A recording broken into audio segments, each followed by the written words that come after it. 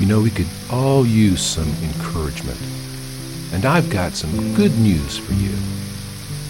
Welcome to 5 Minutes with Mark.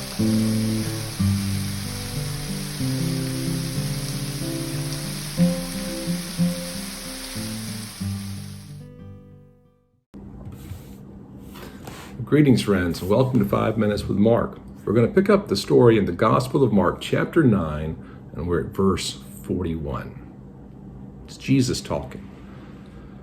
For whoever gives you a cup of water to drink in my name, because you belong to Christ, assuredly I say to you, he will by no means lose his reward. But whoever causes one of these little ones who believe in me to stumble, it would be better for him if a millstone were hung around his neck and he were thrown into the sea. Well, let's stop right there. Sometimes Jesus, some pretty strong words. This is one of those times. I think there are two ideas that he's trying to give to us. The first is that as we are walking along as followers of him, as we are disciples of Jesus, and we are in this community, that there are people who are going to bless us, people who are going to help us. He says, even if it's as simple as giving you a cup of water just because they know that you belong to me, they're going to be blessed, and that reward will never be taken away from them. I think that we have an obligation as the community of faith to look out for one another. That's really how the thing was built. And if we go back into the 1st and 2nd century, as the church was beginning to develop, it was very much that kind of communal effort where followers of Jesus were taking care of one another, where they were helping one another.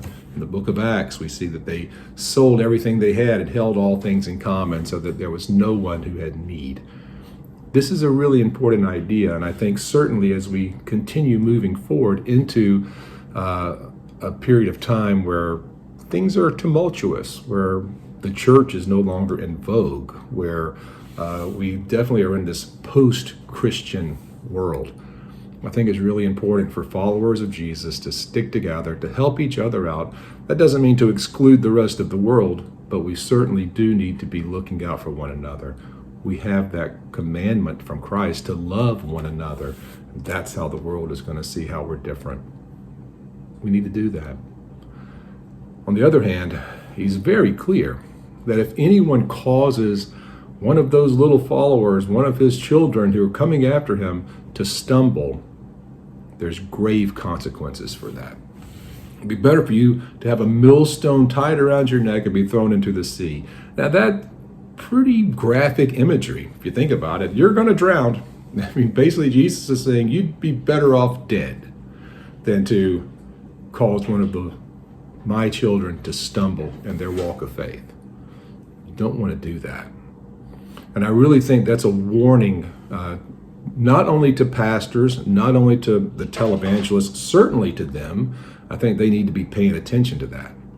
But I think it's a warning to all of us who are followers of Jesus that we really need to watch our behavior. We need to watch our ideas. We need to be careful with what we do and how we do it, because we are influencing the people around us. And if we become an influence that draws people away, that causes people to stumble in their faith, we're not lifting them up and helping them forward, but we're dragging them down and making them fall down. Then there's consequences for that. And Jesus is very clear. And so as we walk this thing together, I think it's important for us to remember we do have responsibilities and obligations to be for each other, not against each other, and to be careful with the words we use, the things we say, the things we do, because there are other little Christians around us who are always watching. See you next time.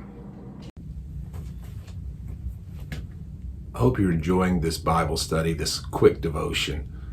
If you'd like more content, you'd like to know more about me and see more of the things that I'm doing, check out my website, theeclecticmonk.com.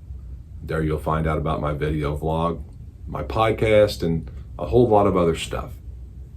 Hope you'll join me there. Thanks.